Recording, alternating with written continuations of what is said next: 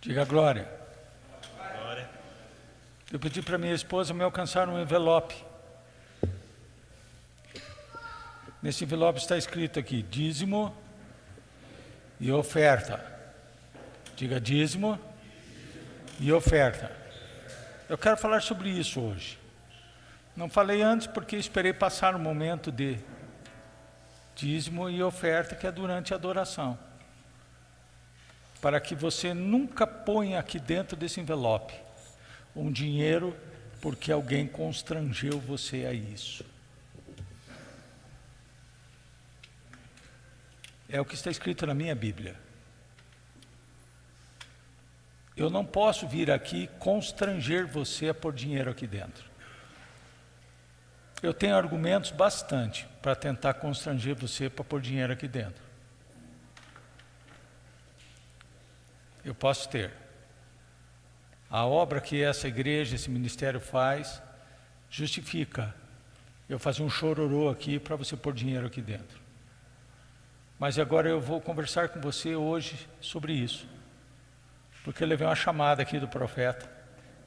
Então eu vou falar, porque eu tenho temor de Deus. Mas eu vou falar como Deus me ensinou, na palavra. Amém? Eu falo hoje e volto a falar daqui a algum tempo, como eu sempre faço. Um dia nós tínhamos 80 mil reais de dívida, diga dívida. Eu vou explicar isso para você. Vou conversar bastante hoje. Eu podia puxar Malaquias 3,10 e dizer para você abrir. E no texto Malaquias 3,10 diz assim, que vocês têm roubado a Deus, é o que diz no texto. Diz lá, vocês têm roubado a Deus. E me perguntam, o que te roubamos, Senhor? E a resposta de Deus, nos dízimos e ofertas. Traga a casa do tesouro, e faça a prova de mim, para ver se não abro as janelas do céu. Eu conheço isso. Eu sei disso. Mas eu não quero falar de dízimo com você assim. Porque esse é o dízimo da lei, diga lei. Mas tem um dízimo que é muito maior do que o dízimo da lei, que é o dízimo da graça, diga graça. E é sobre ele que eu quero falar com você. Mas vamos lá. Deixa eu voltar anos atrás. Precisamente no ano de 2008. Aqui do lado, bem do lado, os que conhecem aqui tem uma passagem secreta, né? Então, tem uma porta, e essa porta entra para o meu gabinete. Mas antigamente não existia essa porta, essa parede era fechada, isso aqui era um barracão velho, a altura do barracão era ali, depois nós acrescentamos aquilo. Aqui tinha um mezanino de madeira, já com cupim, portanto cedendo, já estava caindo, era um piso de cimento, aqui no chão, né, e um barracão de depósito, antigo, velho, portas de aço lá no fundo, para entrar e sair, uma porta lateral, onde está aquela porta, para cá, que saía para o outro barracão que tinha do outro lado. Aqui, entre esse barracão e uma casa comum, que tinha aqui do lado, tinha um corredor, que naquele momento era um depósito de lixo. Tinha um monte de... Sabe aquela coisa, né? Vou guardar essa tábua, vou guardar essa calha, esse pedaço, não sei do que, era aqui.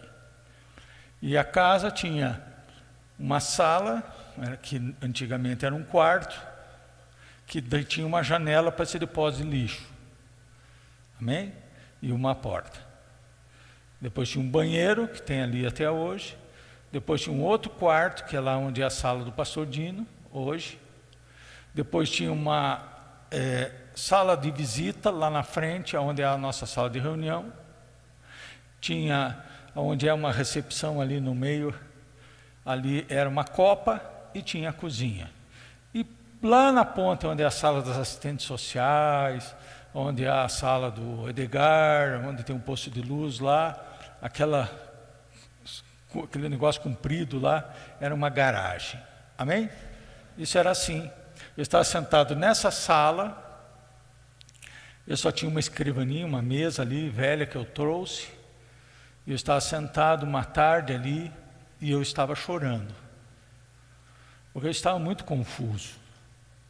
Sabe, todas as vezes que Deus vai causar uma bênção na sua vida, antes da bênção chega um período de turbulência. Porque a turbulência é para que você tome determinadas posições em fé. E a gente não sabe disso. Eu não sabia disso. Mas eu estava muito atribulado. Por quê? Porque nós recebemos uma ordem de despejo, lá da onde nós tínhamos a igreja e o ministério, que eu chamo de Casa Verde. Nós tínhamos reformado um pouco lá, gasto todo o dinheiro que nós tínhamos, que era bem pouco, para fazer uma reforminha, e estava até bonitinho. Nós tínhamos um fundão da casa, que nós fizemos virar uma igreja, e estava bom lá. A presença de Deus era forte, e eu estava muito feliz naquele lugar. Mas de repente, exatamente num período de oração e jejum, lá onde eu estava, eu recebo a visita de um membro da igreja com uma carta. E a carta era a carta de despejo, dizendo: olha, vocês têm que deixar o imóvel até dezembro. E nós estamos aí no mês de junho e julho. Tudo bem. Aí começamos a procurar imóveis. Eu comecei a procurar imóveis. Nós tínhamos um corretor de imóveis na igreja, que era o seu Tobias, e o seu Tobias começou a ver barracões e etc., que pudesse abrigar o serviço que nós fazíamos, e vamos lá, pastor, ver. E daí eu pegava 2, 3 irmãos e ia junto, e nós tínhamos ido em 3, 4 lugares. O último lugar que eu fui era onde era o IV, ali bem na Paulo Xavier. Tinha um prédio grande, o IV tinha fechado, tinha um andar inteiro lá, e eu tenho uma facilidade de ver as coisas, né? Digo: não, tira essa parede, põe não sei o que ali, vai dar. Para mim, qualquer lugar dava. Essa que era a verdade. Em qualquer lugar a gente se adaptava.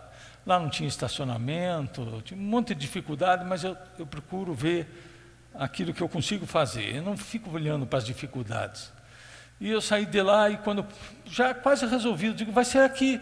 Porque o valor que eles pediam de aluguel lá era aquilo que minha diretoria tinha se reunido e decidido. A nossa diretoria tinha decidido que nós não podíamos gastar mais do que R$2.000 de aluguel. Amém? E ali era 2.000. Então, é por aí. Quando eu pus o pé na porta para sair, o Espírito Santo falou comigo: não quero mais, não é aqui, e eu não quero mais que você vá em lugar nenhum. Eu levei um susto e disse: sim, senhor. Sentei no meu gabinete, chamei o Tobias e disse: Tobias, não fique triste comigo, mas o Espírito de Deus disse que não é para eu ver mais lugar nenhum. Mas e lá, não vai ficar? Eu disse: não, Deus disse que não é para ver. Mas ele por quê? Eu digo: é o que eu estou tentando saber dele. Então logo você sai, eu vou fechar a porta do gabinete e vou perguntar a ele, porque ele não quer que eu veja mais nada. Aí ele saiu, fechei a porta do gabinete, era carpê, deitei no chão e comecei a chorar. Eu disse: Deus, o senhor não quer mais que pregue? O senhor não quer mais que faça a obra? Fale que não quer mais, é mais fácil do que dizer que eu não posso ver um outro lugar. Como é que eu faço? E eu não sabia o que fazer. Passado não muitos dias, mas fiquei sem resposta, sinceramente. Deus não disse nem fique, nem vá, nem faça, nem pare, nem continue, nada. Resposta nenhuma. Tá bom. Quando você não tem resposta, continue fazendo o que você faz. Amém? Aprenda isso. Eu não sei se eu continuo. Continue, até que Deus diga pare. Se ele falar pare, você para, você não continua. E eu continuei, diga continuei. Fui fazendo. Aí chegou um irmão da igreja, eram 2 irmãos, pararam uma caminhonete, eu vi pelo meu vidro enxergava a rua, descendo os 2, e era muito difícil eu ter um espaço na agenda livre. Eu atendia 8 horas de gabinete por dia naquele tempo. Depois, por puxão de orelha daquele que era a minha cobertura, eu reduzi as horas só para um período no dia. E eles chegaram lá, eu estava sem horário. Entraram no gabinete e disseram: nós precisamos que você vá orar num lugar conosco.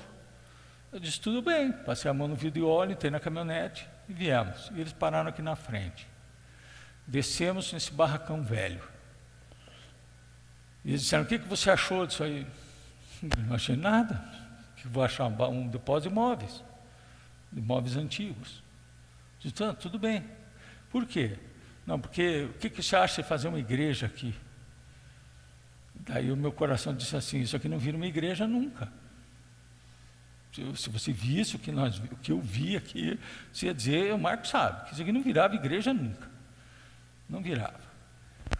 Daí a resposta que eu tentar escapar ali da pressão foi, faça um preço, que vocês querem alugar, isso aí, nós queremos alugar. Eu digo, então, faço o preço do aluguel e eu apresento para a diretoria. Foi a minha saída. E fui embora. Cheguei lá no gabinete e fui pedir desculpa a Deus. Deus, eu não sabia que eu ia lá no imóvel para ver o imóvel. O senhor falou para não ir. Se eu soubesse, eu não teria ido. Então, o senhor não fique zangado comigo, Deus. Eu fui lá para orar pelo lugar que eles pediram para orar, porque você quer abençoar a empresa deles, sei lá o que eu ia fazer. No outro dia, entrou a dona Ana, que era minha secretária, entrou no meu gabinete, ela trabalhava só no período da tarde, né? Entrou no meu gabinete e disse, pastor, preciso falar com o senhor. Pois não, Ana. Ela desligou lá a pessoa que é proprietária do imóvel que o senhor foi ver ontem. E ela disse que não quer mais alugar. Eu digo, puxa, graças a Deus, que alívio. Ela quer vender. E eu estava nervoso, preocupado, exprimido, oprimido, tudo que você quiser chamar. E eu fiquei irritado com ela. Eu disse, você não disse para ela, não temos nenhum gato para puxar para o rabo? Não temos dinheiro. E não tínhamos dinheiro, de fato, para nada. Nós estávamos pagando um imóvel lá no Jardim América.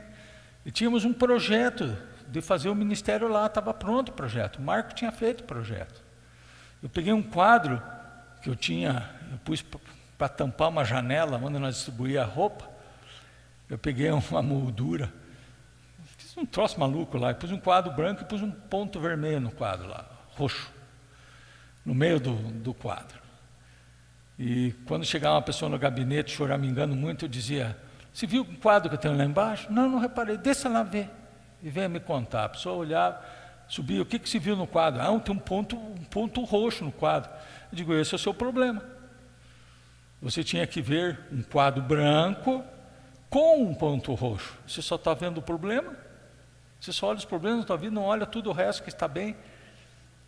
Funcionava. Então ficou o quadro lá. E daí eu peguei aquele projeto e pus no quadro. E eu avisei a igreja, igual sempre que você passar ali para entrar no culto, para vir fazer qualquer coisa, estenda a mão e ore pelo projeto. Então nós estávamos orando, estávamos pagando, estava com o pagamento em dia, lá do imóvel. Era R$1.000 por mês, é isso? R$1.000 por mês nós pagávamos do imóvel lá, coisa de compadre, de pai para filho. E estávamos felizes com aquilo. Só que eu tinha mandado fazer um orçamento daquela construção, eu me lembro até hoje, era R$700 mil naquela época. Lembra? R$700 mil naquela época. Era o custo daquela construção. Eu cheguei para o Marco e disse assim, se eu tivesse o dinheiro na mão, quanto que sairia fazer aquela obra? Eu disse, mais ou menos 700 mil. Tantos metros, assim, fiz um cálculo, 700 mil. Eu digo, tá bom, não tenho nem milão, quem não tem 1.000, não tem 700, é a mesma coisa, não tem diferença. Mas tudo bem. Aí eu disse para a Ana, se nós tivéssemos dinheiro para comprar um imóvel, nós construíamos no terreno que nós temos lá. Isso é coerente. Ela disse, não, mas deixa eu falar. Então fale. A mulher disse para mim assim, que o valor que vocês pagam de aluguel aqui vai ser a prestação do barracão que ela vai vender para vocês lá. E mais, é o barracão e uma casa que tem do lado. Aí minha irritação quase passou. Disse, não, deixa eu entender direito. Você está me dizendo que eles querem vender aqueles 2 barracão, mais aquela casa, por R$2.000 por mês? É isso? Ela disse, é isso. Eu digo, então volte no telefone e pergunte se é isso de novo e venha me falar. Ela voltou lá e disse, desculpe, mas o homem quer que eu fale de novo. Daí você pergunta, pastor, por que o senhor não ligou? Eu dei o telefone, eu mando todo mundo ligar, não ligo. Voltou e disse, e já marcamos uma reunião para o senhor ir com mais algum diretor amanhã, não sei que horas, era de tarde, ali no escritório deles. Chegamos no escritório, era isso mesmo. Diga glória. Glória a Deus. Era isso mesmo.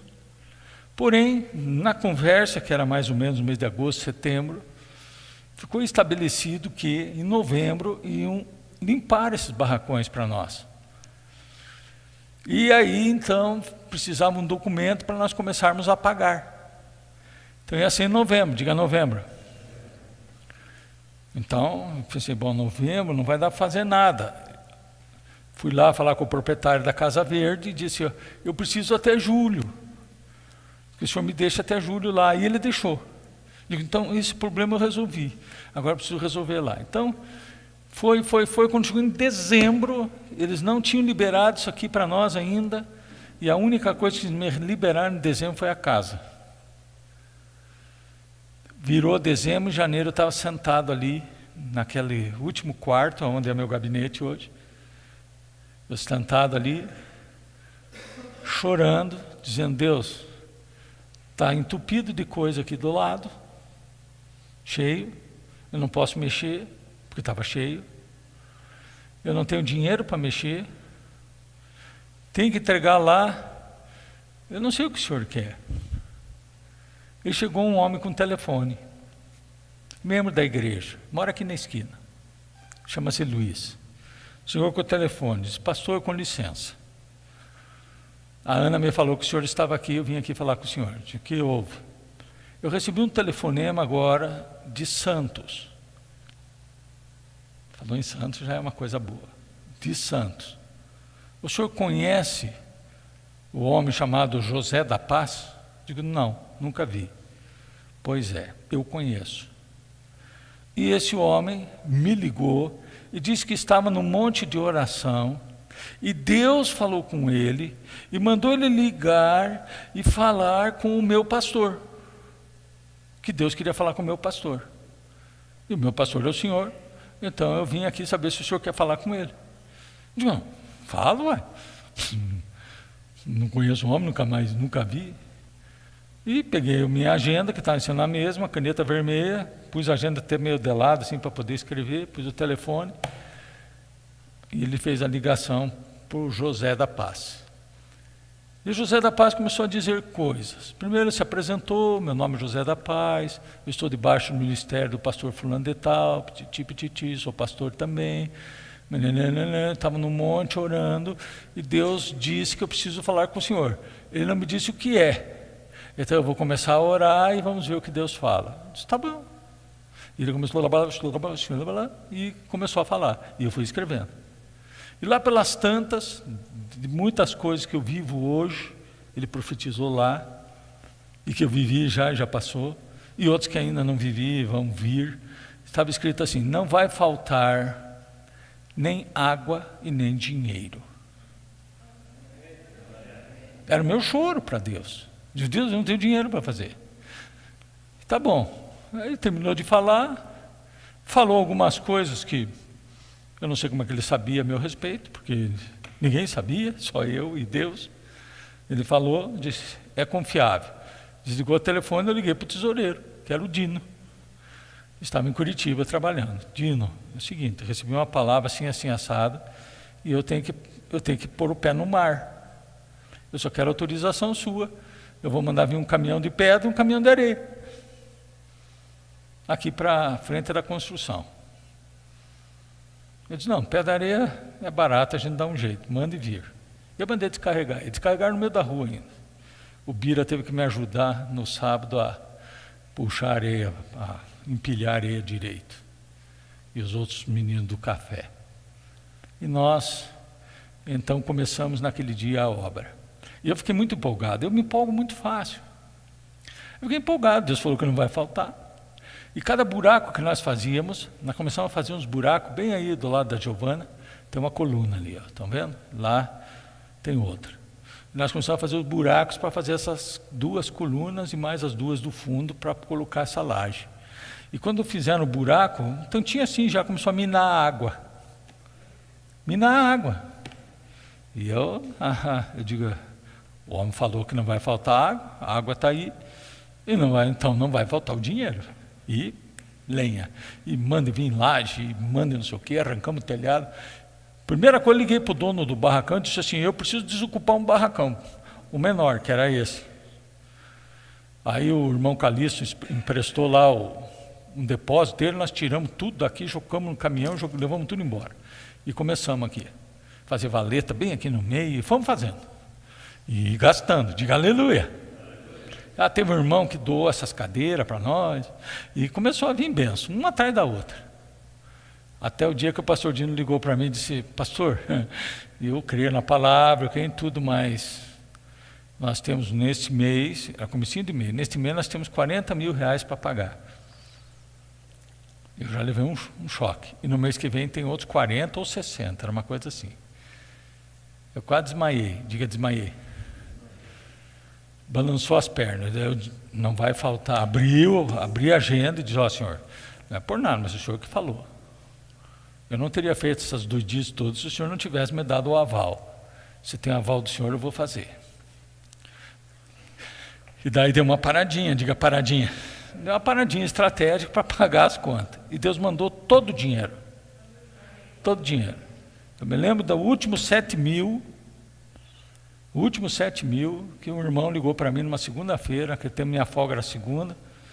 Ele disse: pastor, eu preciso muito falar com você. E eu estava cansado, exausto, esgotado. Digo: meu Deus. Sinceramente, falei: Jesus, precisa ser hoje, tem que ser hoje, pastor. Tem que ser hoje. Eu disse: então eu vou lá no ministério. 7 da noite eu vou lá, nós conversamos. Saí de casa, 7 horas, vim aqui atender ele. Quando eu sentou na cadeira, disse: qual é o problema? Ele disse: pastor, a minha pergunta é a seguinte: Deus fala com a gente? Eu disse: fala. Eu não sei se foi Deus que falou comigo ou não. Eu digo: bom, você tem que me contar o que Deus falou, que eu vou saber. Deus disse que era para trazer um dinheiro para o senhor. Eu digo: é mesmo? E me falou até o valor, eu não perguntei. Eu digo: é mesmo? É, só que eu estou em dúvida. Eu digo: você não pode dar nada que você esteja em dúvida. Qual é a sua dúvida? Não, é que Deus falou para mim que eu precisava investir esse dinheiro num lugar que também trabalhasse com criança. Eu disse: sei, eu tenho isso no meu coração. Eu disse: então levante daí. Saímos daqui, demos uma volta aqui, aí nós já estávamos começando a fazer a recepção ali. Eu disse: ó, aqui em cima vai ser uma sala de criança. Lá vai sair outra. Digo: só olhe com os olhos da fé. Lá vai sair outra, lá vai sair outra, lá vai sair outra. Essas salas foram projetadas para fazer um trabalho de contraturno com as crianças. Digo: então, está aí. Voltamos, sentamos, oramos. No outro dia ele me trouxe exatamente o valor que nós precisávamos. Um envelope cheio de... o pior, umas notas de 10 anos, tive que contar tudo. Ele mandou contar na frente dele: 7 mil reais, um envelopão cheio de dinheiro. Assim. Faltava poucos minutos para fechar o banco, chamei a secretária, que já tinha chorado na minha frente de manhã, porque ia ter duplicata protestada, e eu já sabendo, né? Eu disse para ela: você tem que orar, ora aí, irmã. Sacana. E pagamos a conta. Bom, mas mediante aquilo, o Marco vai lembrar disso, porque ele estava naquela reunião. Nós tivemos uma reunião de diretoria, e alguns diretores disseram para mim: pastor, o senhor tem que fazer como tudo que é igreja. O senhor tem que chegar lá no momento do culto, e o senhor tem que dizer assim: irmãos, está escrito lá em Malaquias. Irmãos, está escrito lá em 2 Coríntios. Irmãos, está escrito lá em tal lugar que você tem que dizimar, você tem que ofertar. E daí faz aquele momento solene, uns fazem assim: erga, somente quem pôs o dízimo, erga o envelope, que eu vou abençoar. Quantos já viram isso? Eu sei fazer tudo isso, eu já participei de igreja que fazia isso. E eu disse: olha, quando Deus me pôs como pastor e colocou um trabalho na minha mão, Ele disse para eu não fazer isso, que Ele ia suprir, usando as pessoas. Ele ia falar com as pessoas. E eu preciso confiar no que Deus falou comigo. Mas eu vou orar, prometo para vocês que eu vou orar. E fui para casa. Cheguei em casa, disse: Deus, eu quero que o Senhor fale comigo outra vez. Eu sei que o Senhor não muda de ideia, que o Senhor não é louco, que o Senhor não é doido nem nada, mas eu preciso que o Senhor fale comigo. O Senhor disse que era para eu confiar no Senhor que o senhor ia falar para a Silvana pôr dinheiro dentro do envelope dela e levar lá, ou trazer, ou fazer qualquer coisa. Naquele tempo não tinha Pix. O senhor ia fazer isso. E eu decidi confiar que o senhor faria. E até aqui o senhor tem feito. Nós pagamos 80 mil aí com uma arrecadação que dava 14, se dava. Então, se nós pagamos 80 com uma arrecadação de 14, alguma coisa aconteceu de milagre. Deus falou com algumas pessoas, sim ou não? Então, eu gostaria que saber, senhor, o que o senhor quer que eu faça? E o senhor disse para mim, exatamente assim: João, falar, ele gosta, quando ele fala sério comigo, ele fala assim, João, filho de Isaías. Não sei porque ele fala assim no meu coração. João, filho de Isaías. Eu disse, senhor, falar sobre relacionamento conjugal é bíblico? Eu disse, é sim, senhor. Que bom. Falar sobre preguiça é bíblico? Eu disse, é sim, senhor. Falar sobre fé é bíblico? Eu disse, é sim, senhor. E ele falou 3, 4 assuntos que são bíblicos. E ele disse para mim, e falar sobre dízimo e oferta é bíblico? Eu disse, é sim, senhor. E você fala todo culto sobre família? Sobre relacionamento conjugal? Eu disse, não. E você fala todo culto sobre cura divina? Eu disse, não. E você fala todo culto sobre preguiça? Eu disse, não. E por que você tem que falar todo culto sobre dízimo e oferta? Diga um ai. Foi a resposta de Deus. Por isso que eu não falo todo culto sobre dízimo e oferta. Tem um envelope na sua cadeira. Eu esqueço até de dizer isso. Tem um envelope na sua cadeira, comunicativo, dízimo e oferta, e um buraco na parede, que esse dia até ficou assim. Alguém disse que parece um túmulo, um negócio de túmulo, alguma coisa. Mate seu dinheiro ali. Pronto. Tem ali.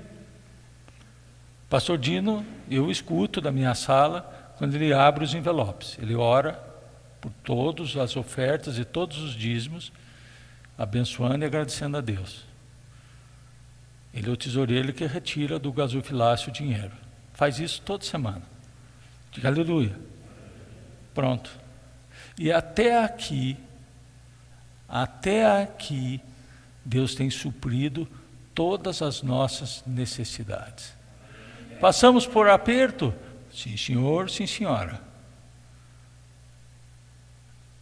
Às vezes é tanto aperto que dava para armar um chororô aqui bem grande e arrancar o couro de vocês. Mas eu vou lá, ajoelho e digo, Espírito Santo, o Senhor disse que não ia faltar nem água e nem dinheiro. Então eu confio que o Senhor vai falar com as pessoas que podem, aquelas que têm, o Senhor vai abençoar pessoas e tocar o coração delas, e elas vão pôr o dinheiro no envelope e vão pôr lá dentro, vão passar um Pix, ou sei lá o que vão fazer. Amém? Amém? É assim que eu trato com dízimo e oferta. E eu não vou mudar isso. Exceto que eu escute João, filho de Isaías. Mude isso. Não é por orgulho. Eu vivo do dinheiro de vocês. Eu vivo do dinheiro de vocês. Eu não queria viver do dinheiro de vocês, porque eu tinha orgulho. Eu queria viver do dinheiro do meu trabalho lá na livraria, que era do meu pai, da minha família. Deus não deixou fazer isso. Deus queria que eu vivesse do dinheiro de vocês. Eu vivo 100% do dinheiro de vocês. Diga 100%. 100%. Eu administro o Ministério Melhor Viver, desde quando nós fundamos ele. Trocamos presidente, tá, mas quem administra sou eu. Eu não recebo nada do Ministério e nem posso receber. Eu recebo do dinheiro de vocês. Não recebo dinheiro do governo, não recebo dinheiro do Ministério de nada. Dinheiro de vocês. Pastor Dino tem uma parte do salário dele que é a igreja que paga. Amém? Vocês entendem isso? Então, nós vivemos do dinheiro de vocês. Todo o dinheiro que depois que paga, quando ele é o suficiente para nos pagar, os pastores, e sobra, nós repassamos para o ministério. Né? Compramos esse som, custou caríssimo. Não sei quantas vezes. Estão pagando ainda, com certeza. Né? Com o dinheiro de vocês. Porque isso não é do ministério, isso é da igreja. Então é o dinheiro de vocês, que vocês põem aí no envelope. É daí que vem. Amém? Fazemos alguma coisa para o ministério? Bom, aí é o de ministério que paga, aí é outra história. Consegue entender? Nós dividimos bem isso. Não misturamos isso. Mas todo o dinheiro que sobrar na igreja, nós passamos para o ministério. Porque o ministério sempre tem muitas necessidades, pelo tamanho da obra que faz. Amém? Aqui ficou claro isso? Bom, eu falei para vocês que eu tinha um entendimento de dízimo pela lei. O que é um entendimento de dízimo pela lei? Eu tenho que dar e pronto, acabou. Malaquias 3:10. Se eu não der, eu roubo a Deus. Eu sou devedor de 10% do que eu ganho para Deus. Isso é lei, pertence a Deus. 10% do que eu ganho não é meu, é de Deus. Então eu recebo, já tenho que devolver para Ele. Isso é dízimo segundo a lei. Por que foi instituído? Foi instituído quando Moisés escreveu o Pentateuco, os 5 primeiros livros da Bíblia. Especificamente e principalmente no livro de Levítico, está explicado a razão pela qual o dízimo foi colocado. Porque Deus pegou a tribo de Levi e não deu terra para a tribo de Levi plantar, não deu terra para a tribo de Levi enriquecer. Porque a tribo de Levi, ou os descendentes de Levi, deveriam servir somente a Deus nos trabalhos do tabernáculo. Eles tinham que carregar o tabernáculo, eles tinham que manter lâmpada acesa, eles tinham que cuidar de toda aquela parte de sacrifício, enfim, eles tinham muito trabalho na obra de Deus. Diga amém. Então, para isso que foi instituído o dízimo. Então, a tribo de Judá, as pessoas da tribo de Judá plantavam, criavam um bicho, colhiam, e quando elas recebiam o fruto daquilo, a primeira coisa, primícia, a primeira coisa que eles faziam era levar aos levitas e entregar para eles 10%. Primeira coisa, era a ordem de Deus, para que Deus abençoasse os 90% que ficava com eles. Amém? Era assim que funcionava. E os levitas também tinham que pegar os 10% que eles recebiam e também deveriam dizimar. E esse dízimo dos levitas, esse dízimo daqueles que recebiam o dízimo dos outros, ou o dízimo do dízimo, também servia para amparo do órfão, da viúva e do estrangeiro. Amém? Por isso Deus instituiu o dízimo. Mas Deus não podia sustentar os levitas com codornizes, não podia sustentar os levitas com maná, como Ele fez por 40 anos no deserto com todo o povo de Israel. Podia.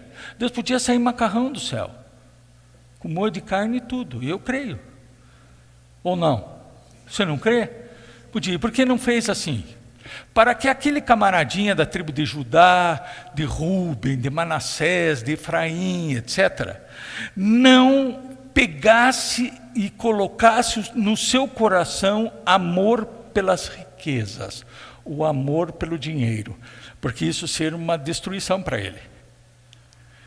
Para que eles mantivessem sempre no coração deles que tudo que eles tinham vinha de Deus.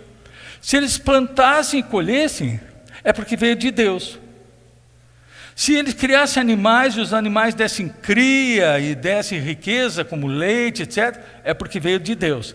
Então, se veio de Deus, e eu reconheço que veio de Deus, então eu vou lá e devolvo para Deus 10%. E esse 10% vai servir para sustentar os sacerdotes, que também eram levitas, os levitas, que não trabalhavam secularmente, e também o órfão, a viúva e o estrangeiro que estava entre eles. Ficou entendido? Esse é o dízimo da lei, não tem mistério nisso. Um dia Jesus chegou para os fariseus e deu uma chamada nos fariseus. Há alguns que dizem assim, então, porque era da lei, no Novo Testamento não tem dízimo. Tem. Um dia Jesus estava falando com os fariseus e ele disse assim, vocês dão o dízimo do endro e do cominho. Endro e cominho era um temperinho, é sarcinha, cebolinha verde. Quantos estão entendendo? Manjericão, manjerona, alfavaca, essas coisinhas que você tem no fundo do quintal de casa. Os fariseus davam dízimo disso. Eram tão zelosos do dízimo, que eles davam dízimo até dos temperinhos que nasciam no fundo do quintal de casa. Não sei como é que eles faziam isso, certo? Colhiam 10 folhinhas, levavam uma folhinha de manjericão lá para os levitas, os outros levitas. Mas Jesus chamou a atenção deles e diz assim, vocês dão o dízimo do endro e cominho e esqueceram coisas importantes, como o amor, a misericórdia. E num dos evangelhos, se não me engano, de Lucas, ele ainda vai explicar. Vocês justificam o fato de não cuidarem, não honrarem o pai e a mãe de vocês, vocês justificam porque vocês dão esse dinheiro no templo. E Jesus diz, vocês deveriam observar o amor, a misericórdia, a compaixão, sem deixar de dar o dízimo. É o que está escrito no texto. Amém? Então, o dízimo não foi revogado. Diga, não foi. Ele existe e está presente. Amém? Agora, à medida que eu fui caminhando com Deus, me aproximando das Escrituras, e de passar tempo com o Espírito Santo, ele começou a me mostrar algo diferente a respeito de dízimo. E é sobre isso que eu quero falar um pouquinho só com vocês, é rápido. Ele não está dizendo que aquele dízimo é errado. Não, não é isso. Mas ele está me mostrando uma forma de eu dizimar que para mim ficou muito melhor. E eu vou tentar passar isso para vocês. Desde o momento que eu li Malaquias 3:10, que é a lei, eu comecei a dizimar. Eu era católico ainda. Eu nem era crente evangélico. Nós estávamos no estudo bíblico lá na livraria e caímos naquele texto da Bíblia. E aí houve uma discussão, justamente por causa de uma igreja que pede 5, 6 vezes oferta no culto. Eu não quero falar mal de ninguém aqui, mas alguém falou isso na mesa de reunião, e o líder nosso, que era o César, resolveu abrir a Bíblia e mostrar Malaquias 3:10 para nós. E eu entendi naquele dia que o dízimo que eu dava na igreja católica era esmola, não era dízimo. Ia o senhor Mário Broilo com um cartãozinho assim, lá na livraria, cobrar de mim o meu dízimo, que eu acho que dinheiro de hoje era R$5 por mês. Era uma esmola, perto do que eu ganhava. Eu não ganhava 50 por mês. Então aquilo não era dízimo, era uma esmola. Quando eu vi aquilo, pus a mão na cabeça e disse assim, eu disse, por isso que todo mês eu recebo vale dentro do envelope. E o pior dia da minha vida é o dia do pagamento, que é o dia que eu puxo o extrato do banco e vou ver que estou no vermelho, pagando juro para o banco no cheque especial. Esse é o pior dia da minha vida. E era mesmo. O dia do meu pagamento é o pior dia. Quando eu puxava o extrato, estava no vermelho, abria o envelope, só tinha vale. Era um dia terrível. Mês seguinte, eu estava na missa e a igreja resolveu mudar. Não ia mais o homem lá buscar a tua esmolinha com o cartão. Você que tinha que levar na igreja. Ele estava na missa e via a cadeira lá e sentado um membro da igreja, lá na saúde, no canto direito, assim, sentado lá para receber dízimo. Terminou a missa, eu fui lá, abri o meu talão de cheque e disse que seja o que Deus quiser. E pense, se dava R$5 e eu fiz o dízimo de 10% que eu ganhava. Quando eu entreguei o envelope para ele, ele olhou o envelope, arregalou os olhos, olhou para mim e disse assim, o irmão está pagando o ano inteiro? Por quê? Porque todos os católicos, exceto uma irmã da igreja, eu sabia quem era, dava esmola. Ninguém dizimava. Dízimo é 10%, ninguém fazia isso. Ele achou que era do ano inteiro, eu disse, não, é do mês. Eu disse, tá bom. Registrou, deu um sorriso, feliz, né? Registrou e tudo bem. E dali para cá, eu nunca mais deixei de dizimar. E o melhor dia da minha vida não é o dia do pagamento mais. Não, o pior dia não é o dia do pagamento, esse é o melhor. Diga aleluia. Mudaram as coisas. Mas eu continuei estudando sobre isso, e um dia eu fui, e lendo minha Bíblia, eu descobri no livro de Gênesis a primeira passagem que fala sobre dízimo. E é a passagem que Jesus encontra com Melquisedeque, sacerdote do Deus Altíssimo. Melquisedeque era rei e sacerdote de Salém. E quando eu fui para o livro de Hebreus, lá também fala que Jesus Cristo é sacerdote da ordem de Melquisedeque. Ou seja, Jesus Cristo é sacerdote da descendência, vamos dizer assim, ou com uma origem, o sacerdócio de Jesus tem uma origem anterior ao sacerdócio da lei, que é o sacerdócio de Arão, irmão de Moisés.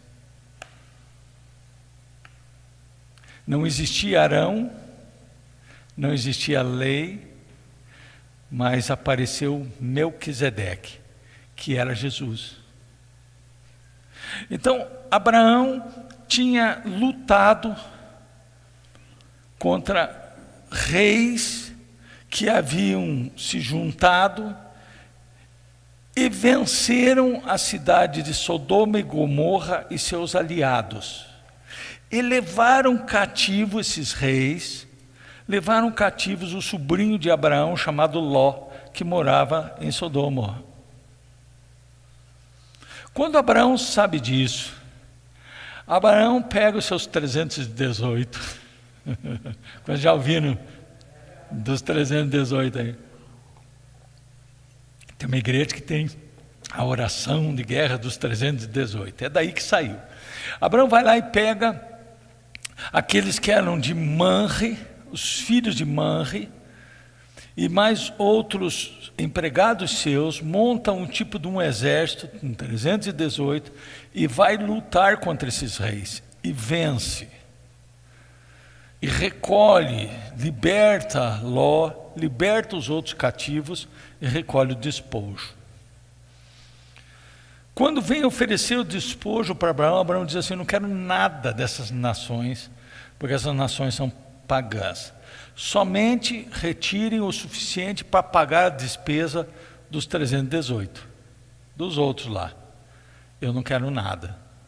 Eu já estou muito abençoado. E nisso aparece Melquisedeque diante de Abraão. Diga Melquisedeque. Aparece Melquisedeque. E a primeira coisa, preste atenção nisso. Eu quero que você entenda dízimo pela graça e não pela lei. Eu quero ensinar você dízimo pela graça e não pela lei. Eu aprendi pela lei, dizimei pela lei, hoje eu dizimo pela graça. É a mesma coisa, porém a motivação é muito melhor.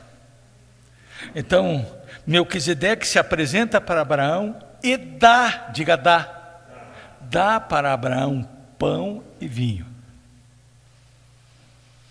O dízimo pela graça é quando você tem um entendimento de que Deus agracia você sem mérito. Primeiro Ele dá para você. E quando Abraão recebe pão e vinho de Melquisedeque, Abraão toma uma decisão de dar o dízimo de tudo que tinha. E essa é a primeira vez que aparece dízimo na Bíblia. Bom, qual é o resultado prático disso? Você pega lá, fim da vida de Abraão, está lá em Gênesis. Morreu Abraão com 175 anos, se não me engano, farto de dias. Deus restaurou a juventude dele. A partir dos 100 anos ele voltou a ser jovem novamente. Teve filho com Sara, que vocês sabem. Morreu Sara e casou com Quetura. Teve outros filhos com Quetura. Diz que ele morreu em ditosa velhice e rico. Então ele tinha saúde, ele tinha juventude, ele tinha filhos, que é a herança do Senhor, e ele tinha dinheiro. E ele era dizimista, porque recebia de Deus. E entendia que ele tinha que devolver. O que era feito com o dízimo dele, eu não sei. A Bíblia não diz. Quem era sustentado com esse dízimo, eu não sei. Jesus precisa? Mas ele deu. Depois nós vamos ver Jacó, neto de Abraão, fazendo um negócio com Deus. Se o Senhor me abençoar, eu vou dar o dízimo. Ele foi abençoado, quantos sabem disso? Jacó foi muito abençoado. Saiu rico lá das terras do seu sogro Labão. Um tapeava o outro, um enganava o outro, mas ele saiu rico de lá, teve um encontro com Deus no caminho, foi transformado, foi mudado e permaneceu próspero durante toda a vida. Não diz para quem ele dizimou, não diz aonde, não diz o que foi feito com o dízimo dele, não diz nada. A Bíblia não fala, mas eu creio que ele cumpriu a promessa, sim ou não? E depois você vai ouvir falar de dízimo, como eu já disse, na lei. Amém? Então eu estou falando de dízimo. Já não sou um pecador mais. E vou voltar a falar disso, não para convencer você, porque só o Espírito Santo pode te convencer. Eu não vou vir aqui falar de todos os projetos que eu tenho. Sabe quanto que eu preciso? Querem que eu fale? Quantos querem que eu fale? Tem coragem? Eu preciso de 100 milhões de reais para fazer os projetos que estão na minha cabeça. Topa? Vamos começar? É o que eu preciso, 100 milhões de reais.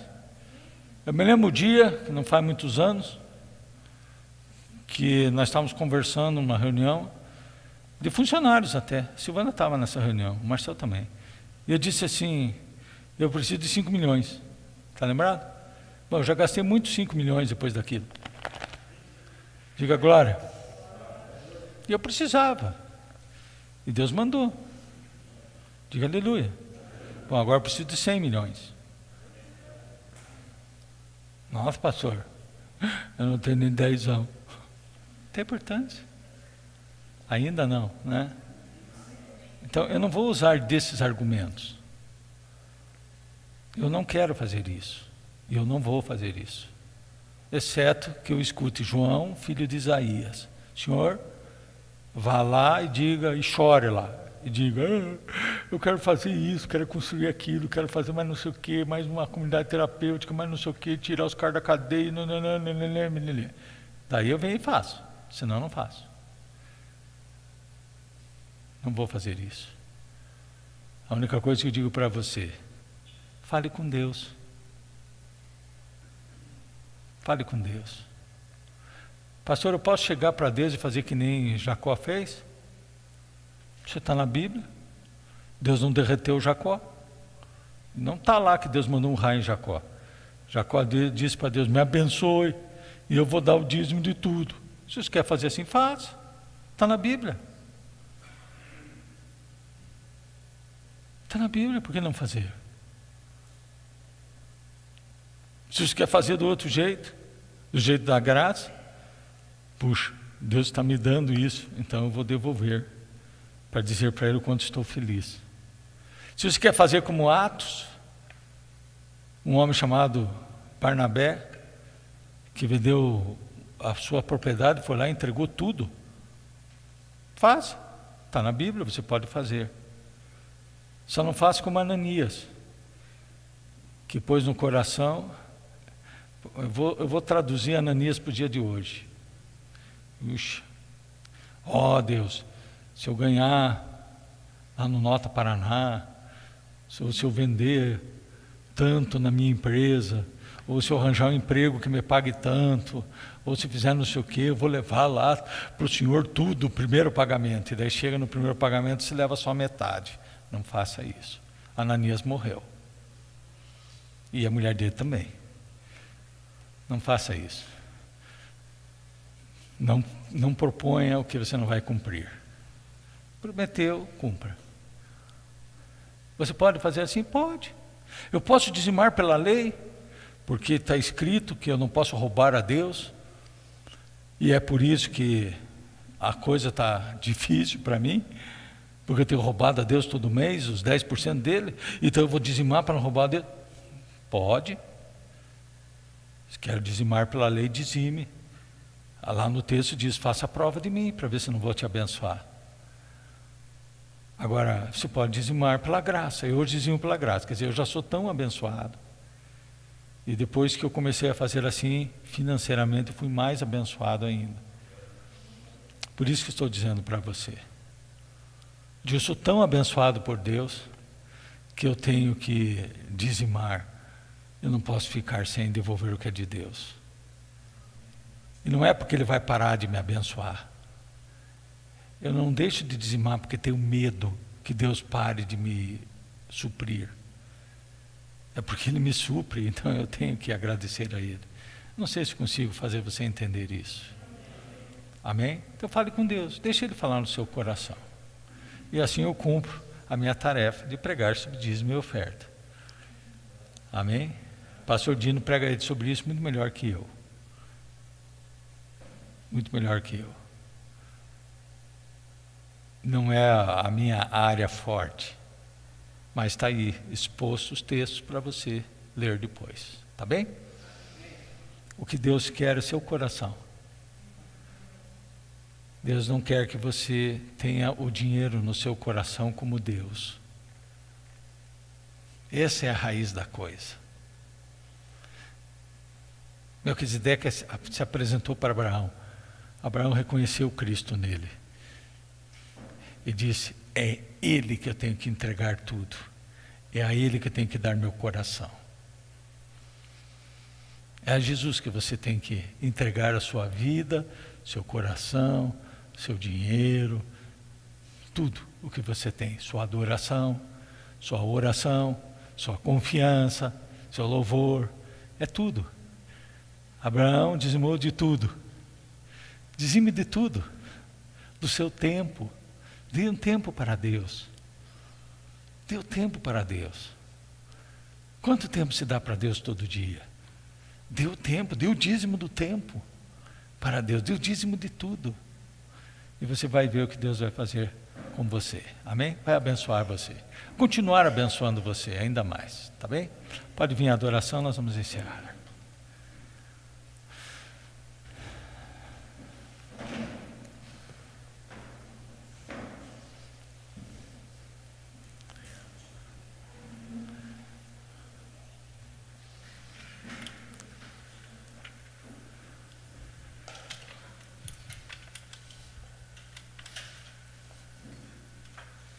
Quantos me amam?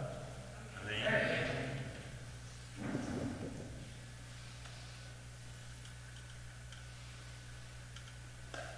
Quando eu falo de oferta, ela é diferente do dízimo. O dízimo é algo que você precisa trazer aonde você come espiritualmente. Aonde você sabe que tem pessoas que oram por você, que intercedem por você, que estão ali para tentar ajudar você. Enfim, é na igreja onde você frequenta. É lá que você leva o seu dízimo. A oferta é onde o Espírito de Deus mandar você levar.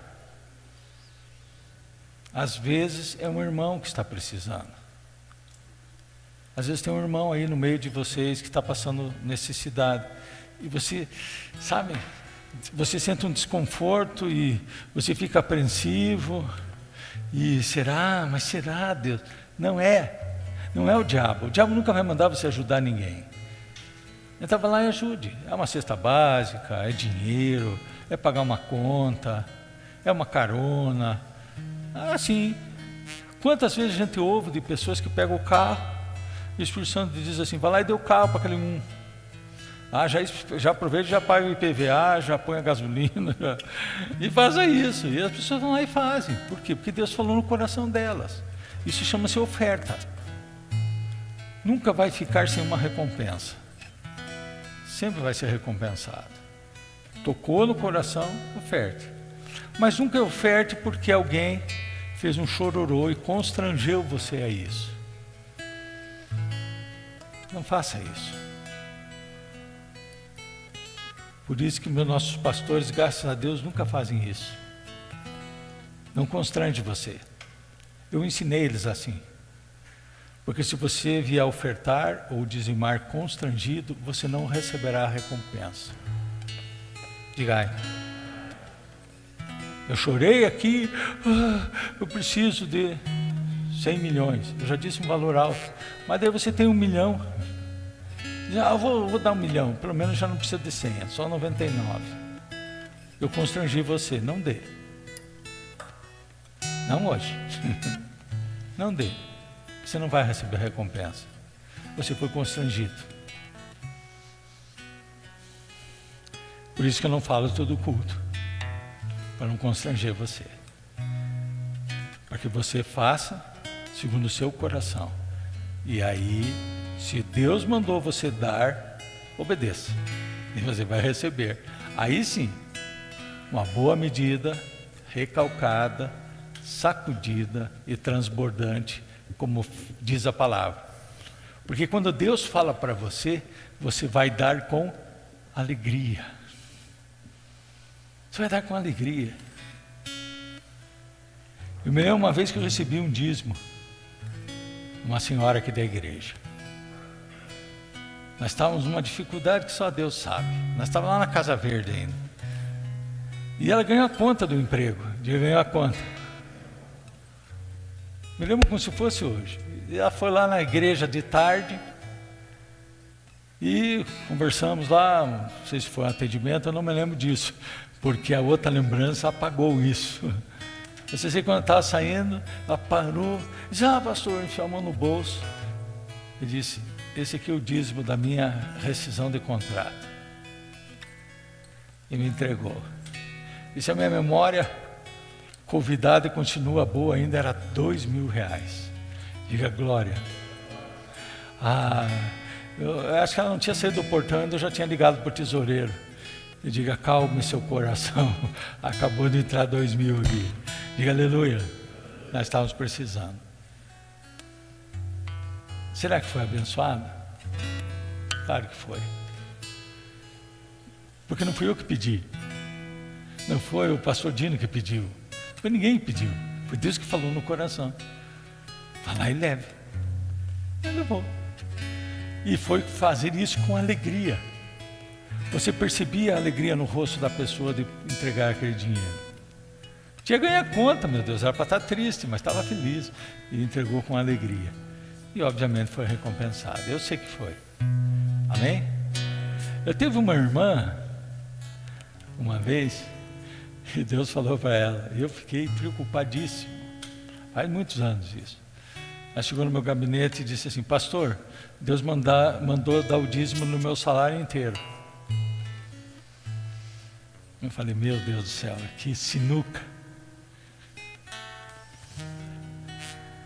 Deus mandou dar todo o meu salário. Ou seja, dar o dízimo de tudo esse mês. Tem certeza que foi Deus? Tenho. Então dê. Ela deu. No mês seguinte, ela começou a faturar o dobro do que faturava. E isso dura até hoje. Isso já faz mais de 10 anos.